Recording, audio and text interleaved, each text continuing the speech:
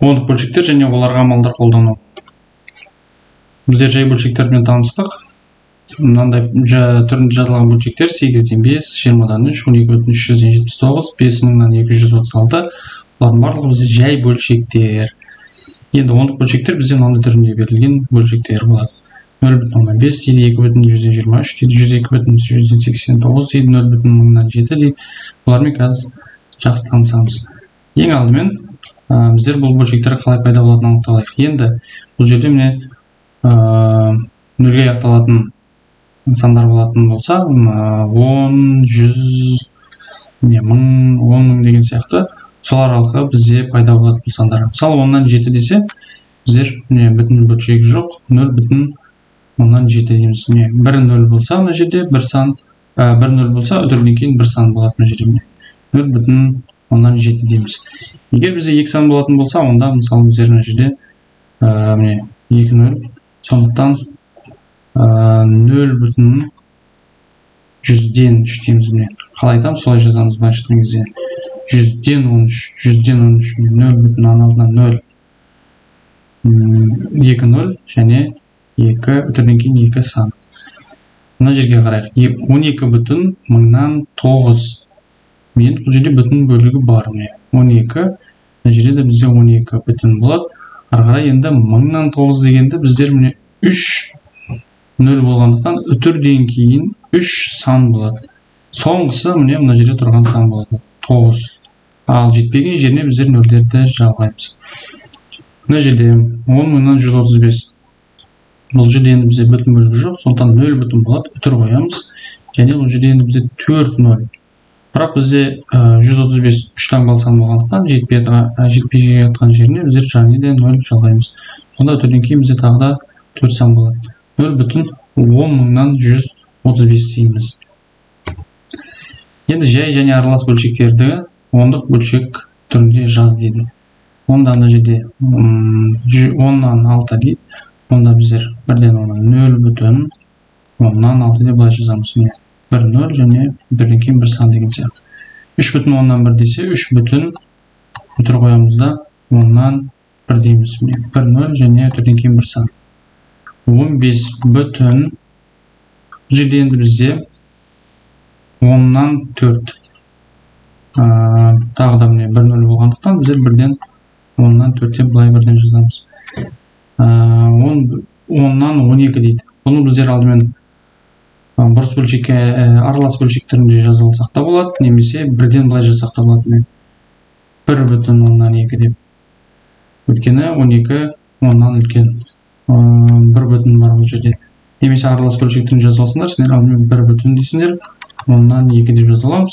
Ал сосын барып 1 бүтін 10-нан 2 деп былай жазамыз. 0 және өтірден кейін 1 сан болады. 1 0 өтірден кейін 1 сан. Ары қарай 100-ден 15. Бұл жерде бүтін жоқ, сондықтан 0 бүтін дейміз, өтір қоямыз. 100 болғандықтан 2 0 және өтірден кейін бізде қазір жерде 2 сан болу керек, ол 15 болады. 0,115 деп жазамыз. 100-ден 29-ды тура сол сияқты 0,100-ден 29 дей саламыз. Мына жерде 12 бүтін бар бізде, өтір қоямыз да, және 100-ден 8 2 сан пайда болады бізде қазір мына жерде. 8 деп жазамыз да, бірақ 8 жалғыз сан болса, жетпей жатқан жерге 0 жазамыз. Міне өтірден кейін бізде 2 сан. 12 бүтін 100-ден 8 дейміз. Ары қарай 7 бүтін 1000-нан 123. Мына жерде бізде 3 0 және мына жерде 3 сан, сондықтан 7 бүтін дейміз, 123 деп қалай жазамыз. Ары қарай 1000-нан 1695. Бұл жерде бізде 1 бүтін. Мұны тура мына есеп сияқты 10-нан 12 деп тұр бұл жерде бізде. Біздер 1 бүтін 10-нан 2 деп 1-ден жазсақ болады. Мына жерде де тура сол сияқты 1 бүтін 1000-нан 695 деп 1-ден жазсақ болады. Мына 3 0 және өтірден кейін 3 сан. 10.000-нан 125. 0 бүтін дейміз, бүтін бөлігі болмағандықтан. Енді мына жерге 125 деп жазамыз. Бірақ бұл жерде 3 сан, ал бізде мына жерде 4 0. Сондықтан жетпей жатқан жерден 0 тіркейміз. Сондықтан міне бізде 4 сан 4-тен кейін жазылды. бұрыс бөлшек түрінде жаз дейді. Енді керісінше біздер ондық бөлшекті бұрыс бөлшек түрінде жазып білуіміз керек. Қалай айтамыз, солай жазамыз. Міне қарайық. 12,3 деп оқылады. 12,3. Міне бұрыс бөлшек түрінде аралас бөлшек түрінде жазып алдық. Енді бізге бұрыс бөлшек түрінде жаз деген. Оны біздер әрине 10-ды енді 12 көбейтеміз және 3-ті қосамыз. Сонда 10-нан 120, 3-ті қоссақ 123 болады. Байқасаңдар, мына жерде міне 123, міне 123. Бір өтірден кейін міне бір сан болғандықтан бізде бөлімінде бір нөлі бар сан болады, яғни 10 болады. Сондықтан үстіне бірден 123 жазып, астынан нөлді тіркесек болады, міне 10 деп жазсақ болады. Немесе алдымен аралас бөлшек түрінде жазып алып, сосын бұрыс бөлшек түрінде жазсақ болады. Мына жерде міне 123 деп жазамыз, бірақ бұл жерде 100 дейміз. Неге? Себебі өтірден кейін 2 сан бар. Мына жерде 10.123 дейміз де, және астына өтірден кейін 3 сан болғандықтан біздер 1000-ды жазамыз. Сонда 1000-нан 10.123 деп жазамыз. Ары қарай 9876 дейміз де, бөлінген 10 дейміз. 10-нан 9876 болады сонда. Мына жерде 9876 және 100 дейміз. Өйткені өтірден кейін 2 сан және мына жерде 2 нөл болады. Және соңғы есеп. Міне 2 бізде 5 рет жазылады, және өтірден кейін бізде 3 сан болғандықтан біздер 3 нөл бар санды жазамыз, яғни 1000. Сонда бізде бұрыс бөлшек түрінде жаздық. Ондық бөлшектердің барлығын бұрыс бөлшек түрінде жаздық. Ондық бөлшек түрінде жаз дейді. Енді қайтадан ораламыз, ондық бөлшек түрінде жаз көрейік. Енді біздер барлығында 10, 100, 1000, 10.000 деген бөлімінде сондай сандар болды. Ал мына жерде 90 енді. Оны олай жасай алмаймыз. Сондықтан алдымен қысқартып көрейік, не болатынын көрейік. Егер 9-ға қысқартатын болсақ, мұнда бізде 3 болады, мұнда 10 болады. Сонда 10-нан 3 болды. Ал бұны енді біздер ондық бөлшек түрінде жаза аламыз. Ол бізде 0,3 болады. Мұны да қысқартып көрейік қазір. 12-ге қысқартсақ 24-те 2 болады, мұнда 12-ге қысқартсақ 10 болады. Сонда бізде 10-нан 2 шықты. Бұл бізде 0,2. 24 пен 40-ты біздер 4-ге қысқартып көрейік. Мұнда 6 болады, мұнда 10 болады. 4-ге қысқартсақ 10-нан 6 болды. Сонда жауап 0,6. 936. 9-ға қысқартып көрейік. 4 болады. Мұнда 100 болады. 100-ден 4. 0,100-ден 4 дейміз. 2 0, өтірден кейін 2 сан. 3000 және 81. 3-ге қысқартсақ, 81-ді 3-ге бөлсек бізде 27 болады, және 3000-ді 3-ге бөлсек бізде 1000 болады. Жауап 1000-нан 27. Ондық бөлшек түрінде жазатын болсақ, 0,27 дейміз, және 3 0 болғандықтан өтірден кейін 3 сан болу керек, жетпей жатқан жерден 0 тіркейміз. 11-ге бөле саламыз, 1 болады, онда 1000 болады. 1000-нан 1. Сонда 0,1000-нан 1 болады. Өтірден кейін 3 сан, мына жерде 3 0 болды. Ары қарай ондық бөлшек түрінде жаз дейді. Енді байқасаңдар, бұл жерде ештеңемен қысқарта алмаймыз. Біздер керісінше мына 4-ті нешеге көбейткен кезде 10, 100 немесе 1000-ды аламыз деген санға көбейтеміз. Бұлай жеткен кезде біздер қазір 100 алу үшін 4-ті 25-ге көбейтеміз және бөлеміз. Бұлай жеткен кезде бұлай болады. 4-ті 25-ге көбейтсек 100 болады. 3-ті 25-ге көбейтсек 75 болады. Енді 0,175 деп жазамыз. Сонда 4-тен 3 бөлшегі ол 0,175 деп жазылады. Ондық бөлшек түрінде. Мына бөлшек 25-тен 4. 25-тен 4 аламыз да қазір 4-ге көбейтеміз және бөлеміз. Сонда 1-де 4-ге көбейтсек 4 болады, ал мұнда 100 болады. Сонда 0,100-ден 4 деп жазамыз. 100-ден 4. 0,100-ден 4. 25-тен 1 саны ондық бөлшек түрінде 0,100-ден 4 деп жазылады екен. Мына жерде 2-ден 3-ті көбейтеміз 5-ке, және 5-ке бөлеміз. 2-ке 5-ті көбейтсек 10, 3-ке 5-ті көбейтсек 15. Бұны біздер білеміз енді 1,5 болады. 1, 0 және өтірден кейін 1 санын. Мына жерде біздер 20-дан 16-на көбейтейік. Бұл жерде айтпақшы көбейтпейді, бірден қысқартсақ та болады екен ғой. Мысалы қысқартсақ, бұнда 8 болады, бұнда 10 болады. 10-нан 8, ол бізде 0,8 жазамыз. Мына жерде біздер 168 бен 40-ты қысқартайық 4-ке, бұнда 10 болады, ал мұнда 42 болады. Сонда 10-нан 42, оны біздер 10-нан 15 сияқты 4,2 деп жазамыз. 1, 0, өтеден кейін 1 сан. Бұл жерде біздер 5-ке қысқартып көрейік. 5-ке қысқартсақ 7 болады, бұнда 100 болады. 100-ден 7. Ол бізде 0,100-ден 7 деп жазылады. Бөлшектерді салыстыр дейді. Бөлшектерді салыстыру бұлай жүзеге асады. Алдымен біздер бүтін бөлшегін қараймыз 6 және 6. Өтірден кейін ең үлкен санды іздейміз енді. 10-дық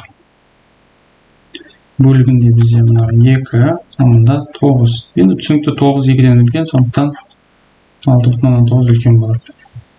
7 бүтін, мына бөлшекті қарайық, 8,5 және 9,1. Енді бұл жер түсінікті енді 1-ден бүтін бөлігі мына 8, мына 9. 9,1 үлкен болады. 7,148 және 7,400,481 дейді. Енді 7 бүтіндері 1 дейбіз, өтірден кейін 48, ал одан кейін 1 деп тұр, амында ештеңе жоқ. Ештеңе жоқ деген сөз, ол 0 бар деген сөз мына жерде. 0 үлкен ба, 1 үлкен ба? Түсінікті енді 1 үлкен. Мұнда міне тағы да қараймыз. 4, міне 1-дей болып келе жатыр бізде 4. Мұна жерге дейін 1-дей екен міне 123 және 123. Ал одан кейін бізде міне 1 және 4. Енді 4 үлкен, сондықтан мына бөлшек үлкен болады. Амалдарды орында дейді. Енді қосу азайту амалдарын қарастырайық бөлшектермен. Бұл жерде енді бағындап кәдімгідей қоса береміз. Бірақ бір ережені сақтаймыз. Ол мынандай ереже. Мына бүтін бөлігі бізде үтір астына жазылады. 0,155, 0,145 түрді сақтауымыз керек біздер. Ары қарай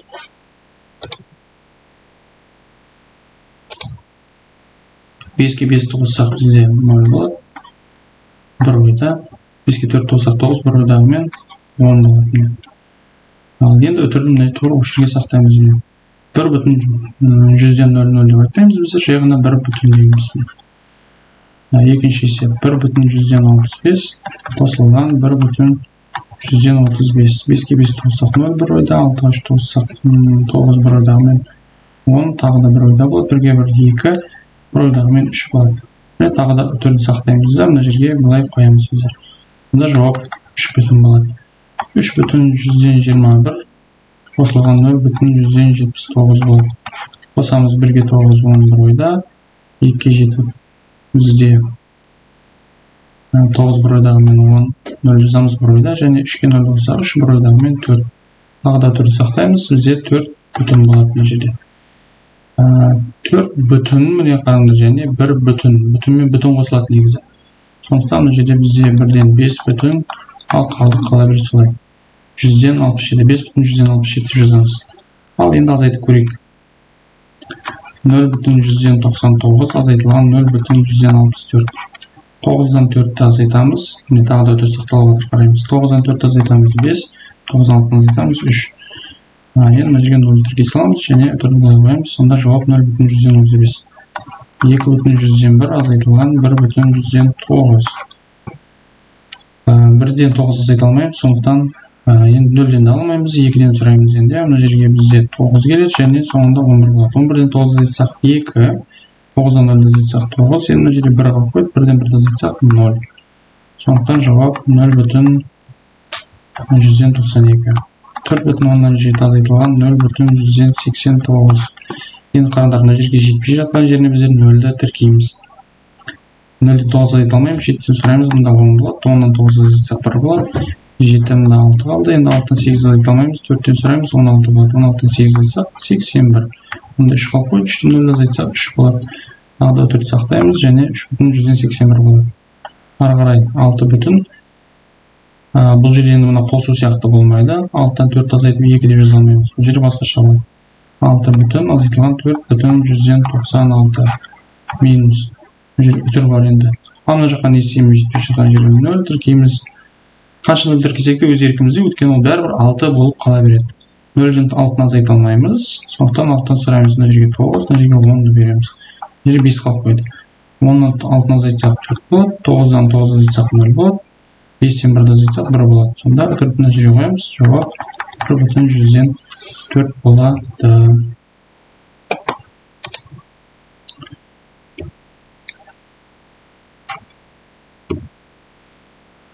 Енді көбейту амалдарын қарастырып көрейік. Көбейту амалдары негізі оңай. Мұны табағанда көбейтсек болады. Мысалы, 10-ға, 100-ге, 1000-ға көбейту енді бізде оңай жүзеге асады. Өйткені біздер мынаған назар аударамыз. 239 дейміз және көбейту 1 дейміз. Ол бізде 239 болады. Және немесе 1000 дейтін, 1000 дейміз және соңынан 3-0 тіркейміз. Енді өтірден кейін бізде 2 сан. Сондықтан біздер 2 сан шегереміз соңынан. Сонда 2339 болады жауап. Енді соңынан өтірден кейін нөлдерді біздер жауап қарастырмаймыз. Жауап 2390. Мына жерде біздер 2-ге 10-ды көбейтеміз. Жауап 20. Енді бірақ өтірден кейін бізде 2 сан. Соңынан санағанда 1, 2 дейміз, үтірді қоямыз. Ал алдына бізде 0 бүтін деп жасамыз. 0 бүтін 20 немесе 0 бүтін 10-нан 2 дейміз. 0 бүтін 20, 100-ден 20 деп айтылмайды, 0 бүтін 10-нан 2 деп айтылады. 41 көбейтілген 100. 4100 болады. Енді бізде өтірден кейін жерде 3 сан. Соңынан санаймыз 1, 2, 3 және өтірді мұнда қоямыз. 4 бүтін 1000-нан 100 демейміз, тағы да 4 бүтін 10-нан 1 дейміз. 5-ті көбейтеміз 1000-ға. Ол бізде болады 5000. Енді мына жерде бізде өтірден кейін неше сан? 4 сан бар. 1, 2, 3, 4 санаймыз да тұрғаймыз 0 дейміз. 0 бүтін 10 деп айта тұрмаймыз. Бізде жай ғана 0 бүтін 10-нан 5 дейміз. 0-ді жазмаймыз. 5-ке 2-ні көбейтеміз. Ол 10 болады. Енді үтірлерді санаймыз. Мына жерде өтірден кейін 1 сан, өтірден кейін 1 сан. Жалпы 2 сан болды. Сонда бізде 1 сан, 2 сан дейміз, өтір қоямыз және алдынан 0 тіркейміз. 0 бүтін 10-нан 1 болады. Ал мына жерден 65-ті біздер 4-ке көбейтеміз қазір. 65 көбейту 4 дейміз және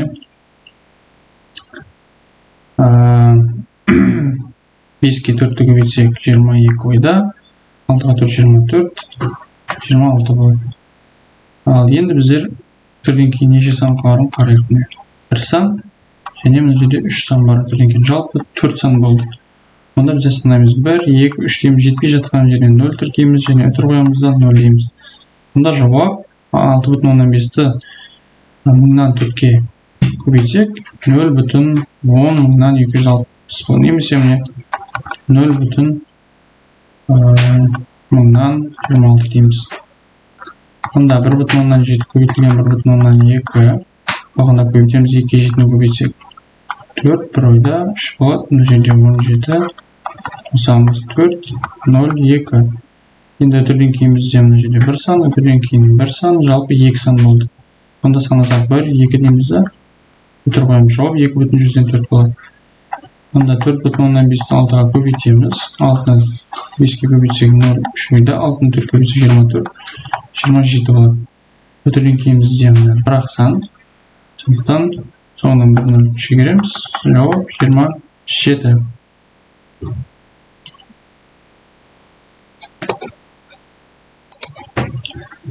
Бөлу ережелері бізде былай жүзеге асады. Мына жерде бізде өтірден кейін 2-0 бар.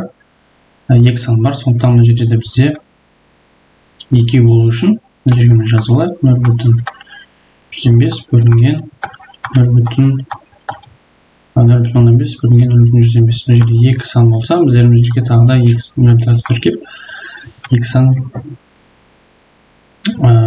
белгілеп қоямыз. Енді біздер бұл жерде үтірлерді өшіре аламыз. Және тура осы теңдікті 50 бөлінген 5 ретінде жазсақ болады. Енді үтірді өшірдік, алдындағы нөлдер кетеді бағырлыға, сондықтан 50 бөлінген 5. 50 бөлінген 5 ол бізде түсінікті 10. Тағы бір көрейік мысалы. 1,5 бөлінген 0,103. Өтірден кейін бізде 2 сан. 5-тен кейін де өтірден кейін 2 сан болу үшін біздер мына жерге 0 тіркейміз. 1,5, 1,150, 1,500 деген сияқты бәрібір 1,5 қала береді. Бізде қалғанымызша 0 тіркей аламыз. Сондықтан міне өтірден кейін 2 сан, мен тағы бір жерге жазамын. 1,5,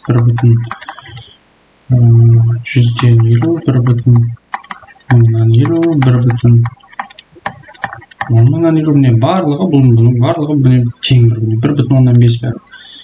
Біз қажетімізше қалғанымызша нөлімізді тіркей аламыз. Мына жерде бізде түрден кейін 2 сан болғандықтан, 2 сан пайда болу үшін 0 тіркейміз. Болды, енді барып біздердің өтірді өшіре аламыз.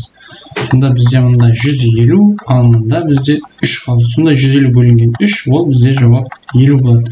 Мұның жауабы 50. Мұның жауабы 10. Мына жерде өтірден кейін бізде 1 сан, мына жерде 1 сан өтірден кейін. Сондықтан біздер өтірлерді өшіре аламыз. 45 бөлінген 18 деп жаза аламыз. Енді мына жерде бірден бағында бөле салайық. 45-ті 18-ге 2-ден аламыз, 36 болады, азайтамыз, 9 болады. Мына жерде осылай қалдырсақ болады. Әрине 2,18-ден 9 деп қысқартып, 2,9-ға қысқартсақ 2-ден 1 деп. Немесе мына жерде 0-ді тіркеп, үтірді мына жерге жазып, 5-тен алып, 90 деп мына жерге жаз қойсақ та болады. 2,5 деп. Былай да бөлшектерінде, былай да бөлшектерінде жазсақ болады. Ары қарай 63 бөлінген 0,7. Өтірден кейін бізде 1 сан, сондықтан бізде 1,0 тіркейміз. Өтірді өшіреміз. Сонда бізде 630 бөлінген 7. Ол әрине бізде 90-ға тең болады. Міне тағы да көретін жерде. Өтірден кейін 1 сан, мына жерде 1 сан, сондықтан өтірлерді өшіреміз. Сонда 76 бөлінген 2-ге тең болатыны жазу. Бұл 38. Мына жауабы 38-ге тең болады.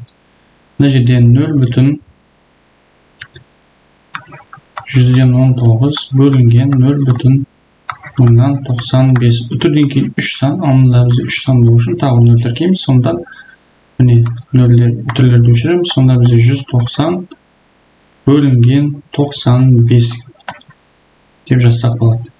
Енді түсінікті 2-ден аламыз. Сонда бізде 190 болады. Жауап сонда 2. Ары қарай 18,4 бөлінген 7,136. Өтірден кейін 2 сан, мұнда да 2 сан болу үшін 0 тіркейміз. Өтірлерді өшіреміз. Сонда 1840 бөлінген 736. Енді бұны бағында бөле салайық біздер қазір. 736-ны нештен алсақ болады? 2-ден алып көрейік. Мұнда бізде 2 болады.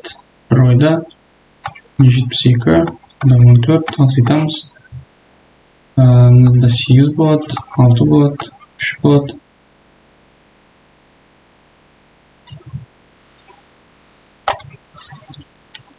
Енді бұл жерде бізде қазір мына жерден тағыдан 0 деп жазып алайық. Енді жерге тұрып қоямыз. 5-тен алып көрейік. 5-ті 6-ға көбейтсек 0, 3 ойда.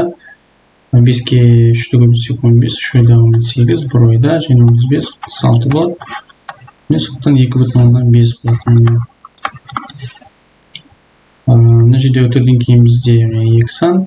Мұнда 2 сан болу үшін 0 тіркейміз. Түрлерді өшіреміз. 376 бөлінген 40 деп жазсақ болады. 376 бөлінген 40. 9-дан аламыз. 360 болады. Азайтамыз 6, мұнда 1 болады. 0 тіркеймізді тұр қоямыз. 4-тен аламыз. 160 болады. Мұнда 0 шығады. Сонда 9,4 болады жауап. Так, енді мынандай есепті шығарып көрейік. Алдымен мына жерден 0,1 бірінші амал, жақшаның ішінде мына жерде екінші амал, үшінші амал және көбейту төртінші амал. Енді жақшадағыларды бірінші орындаймыз, білесіңдер. Алдымен қосып алайық 0,8 қосылған 0,9 қоямыз. 0,992 өзге 0 тіркейміз. Так, 2 мұнда бізде 7 бір ойда 10 болады. 0 және 4 жазамыз, мұндай сан шықты. Екінші 5-ке көбейтеміз. Бірінші амал дедік, мынаны екінші амал. 5 көбейту 0,6. Бізде бағана айттық, 5-ке 6-ны көбейтсек 30 болады. Және 4-ден кейін бізде бір-ақ сан болғандықтан бір сан шегереміз, сонда бізде 3 бүтін болады. Енді 3 бүтіннен біздер азайтамыз 1,4-ті. Жетпей жатқан жерден 0 тіркейміз дедік, және 4 қоямыз. Енді сөйтіп бұл жерде бізде 10 болады. 3-тен береміз, сонда 2 қалады. 10-нан 4 азайтсақ 6, 2-ден 1 азайтсақ 1. Сонда 1,6 шықты.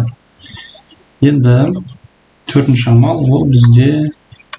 амал бізде енді көбейтуінің 0,72 көбейтілген 1,6 болады. 6-ны 2 көбейтсек 2, бір ойда 42, бір ойда 43, мұнда 6, 1-ге 2-ні көбейтсек 2, мұнда 7, 0, 1. Қосамыз, сонда 2, 5, 1, 7, 1. Өтірден кейін бізде 4 сан және 1 сан, сонда жалпы 5 сан болады. 5-еу өтір қоямыз 0. Сонда жауап мұнда 0,0 мұндай сан болады. Мұнда бірінші амал бөлу болады, көбейту және азайту. 43 бөлінген 21,5 дедік біздер. Өтірден кейін бір сан. Мұнда біздер бұл жерге 1 0 тіркеймізді, мұнда өтірді көшіреміз. Сонда бізде ол 430 бөлінген 215-ке тең болады. Ол жалпы 2-ге тең. Бұл жерде 1,5 көбейтілген 1,5 бірінші амал. Екінші амал 1,5-ті 1,2 көбейтейік. 2-ге 5-ті көбейтсек 0, мұнда 1 3 болады және мұнда 15. Қоссақ 0, 8, 1 болады. Өтірден кейін бізде 2 сан. Сондықтан бұл жерде 2 сан шегереміз. Жауап 1,8 болады. Енді үшінші амал. Ол 2-ден азайтылған 1,8. Ол 0,2 болады. Кім түсінбесе, онда бұл жерге толығымен қайтадан жазайық. Мұны өтірді қоямыз, 0 тіркейміз, азайтамыз.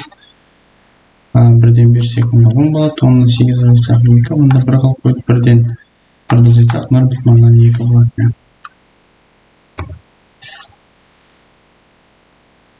Так, 4 бөлінген 0,4. Біздер мұндай бөлшек түрінде жазсақ болады, немесе мұндай бөлшек түрінде жазсақ болады. Енді өтірден кейін 2 сан, ал мына жерде бізде 1 сан. Сондықтан мына жерге біздер 2-0 тіркейміз. 2-0 тіркедік, сондықтан мына жерге бөлінген 4 деп жазамыз. Сонда ол 100-ге тең болады. Тура сол сияқты мына екінші сан. 7 бөлінген 0,7. Біздер 7 деймізді, 2-0 тіркейміз. Бір өтірден кейін